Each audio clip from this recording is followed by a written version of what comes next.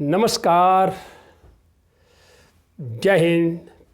पूर्णचंद्र कांडपाल आज हिंदी में बात करता हूँ। एपिसोड नंबर 406 लेके आपके सामने जन जागृति का एपिसोड। आप जानते हैं, मैंने पहले भी इसकी चर्चा की है। हमारे सामने दो महाकाव्य हैं, रामायण और महाभारत। तो रामायण पर मैं पहले एपिसोड बता चुका हूँ और उसमें जो हमें मुख्य 5 शिक्षा हैं। अब 5 मिनट के अंदर मैं आज आपको महाभारत की मुख्य 5 शिक्षा बताना चाहता हूँ। इसको अध्ययन करना चाहिए, पारिवारिक है और इसको समझना चाहिए। इसको हम साहित्यिक दृष्टि से देखते हैं। तो महाभारत की जब बात करता हूँ तो सबसे पहले इसका रचना काल है 3120 ईसा पूर्व, यानी आज से करीबन 5000 वर्ष पहले।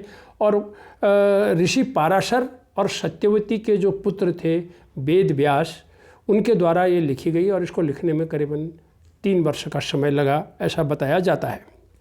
अब महाभारत की शिक्षाओं में ले तो सबसे पहली शिक्षा, महाभारत का युद्ध हुआ ही क्यों? मुख्य कारण ये था कि भाई 5 गांव मांगे थे पांडवों ने। दुर्योधन बोला सुई की नोक नहीं मिलेगी, बस इसी पर हुआ सारा लड़ाई। फिर भी मैं 5 शिक्षाओं की जो चर्चा आपसे करना चाह रहा था, वो 5 शिक्षाओं को हम सूक्ष्म में महाभारत महाकाव्य की, इतने बड़े महाकाव्य की बात कर रहा हूँ, तो वो हैं। तो सबसे पहली शिक्षा तो ये है कि गुरु की शिकायत को अनसुना नहीं करना चाहिए। गुरु द्रोणाचार्य ने बताया था कि ये तुम्हारा लड़का दुर्योधन ये बिगड़ैल हो चुका है, इसकी वाणी भी ठीक नहीं है, इसको ये अकड़ता है, ये जो है अनुशासन बिल्कुल नहीं मानता है। और उसके माँ बाप बोल रहे हैं ठीक है, अभी छोटा है, सुधर जाएगा। आजकल भी पार्कों में बच्चे मोबाइल में गंदी गंदी पॉर्न पिक्चर देखते हैं। छोटे बच्चे बीड़ी पीते हैं, गुटखा खाते हैं, और कई तो कंटेनर में शराब भी लेके आते हैं। जब कोई उनका पहचान वाला उनके घर में ये चर्चा कर दे तो उस पर लोग भड़कते हैं। बोला तुम्हें हमारा ही बेटा नज़र आया? पार्क में बहुत से लोग होते हैं, हमारे अपने बच्चे देखो, हमारे बच्चे मत देखो। ये है सबसे बड़ी विघटन। ऐसे घरों में बच्चों का कभी भी अच्छे नहीं हो सकते, बच्चे संस्कारित नहीं हो सकते हैं। ये देश के लिए भार बन जाते हैं आगे बच्चे। तो ये शिक्षा है। अगर गुरु की सुनी होती तो दुर्योधन नहीं बनता, अच्छा इंसान बनता जैसे बाकी पांडव बने थे।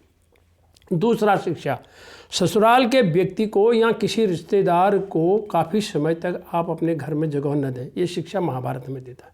शकुनी को देखिए, भाई शकुनी कुछ दिन के लिए आया था, अब चाहे उसकी कहानी जो भी है, लेकिन तो उसने अड्डा बांध दिया। उसके दिल में कुछ और बात थी, अड्डा बांधा, जुआ पाशा अपने भांजे की तरफ, दुर्योधन की तरफ से खेला। और ये सब करने के बाद और खुद जो है पांडवों के उतने बड़े जाल में उस शकुनी ने बचाया। तो ये भी एक मुसीबत की जड़ उस शकुनी वहाँ था। क्यों रहा भाई तो इतने दिन वहाँ? तो ये भी हमें एक शिक्षा देता है कि रिश्तेदार और ये काफ़ी समय तक घरों में नहीं समझे जाते हैं अच्छे। तीसरा है कि आँख पर पट्टी नहीं बांधनी चाहिए माँ को। अब मान लेते हैं धृतराष्ट्र अंधा था तो गांधारी ने सोचा यार मैं भी, भाई तूने देह की आँखें भी बंद कर ली और अंतःमन की आँखें भी बंद कर दी, सब कुछ तूने आंखें बंद कर दी। ये कौन सा तरीका अपनाया तुमने? माँ को बच्चे की बुराई भी नहीं दिखाई दी।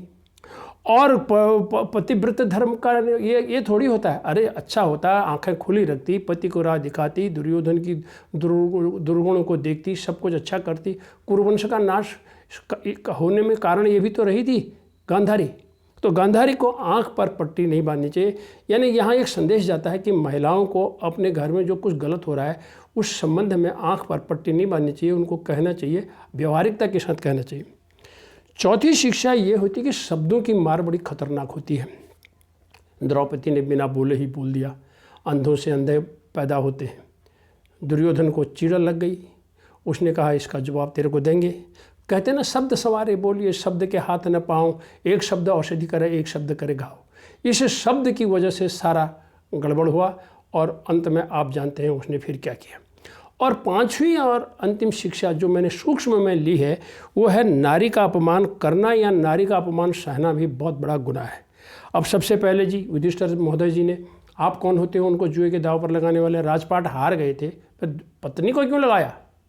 ये सवाल आता है, क्यों लगाया?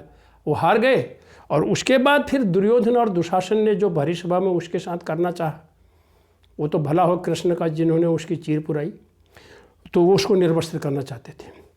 और तीसरी जो इसमें बात आती है कि वहाँ पर 4 महाविद्वान बैठे हुए थे, भीष्म पितामह, द्रोणाचार्य, कृपाचार्य और विदुर। इन सब ने अपनी गर्दन नीचे कर ली, कहने लगे यार सभी हम हस्तिनापुर से बधे हुए।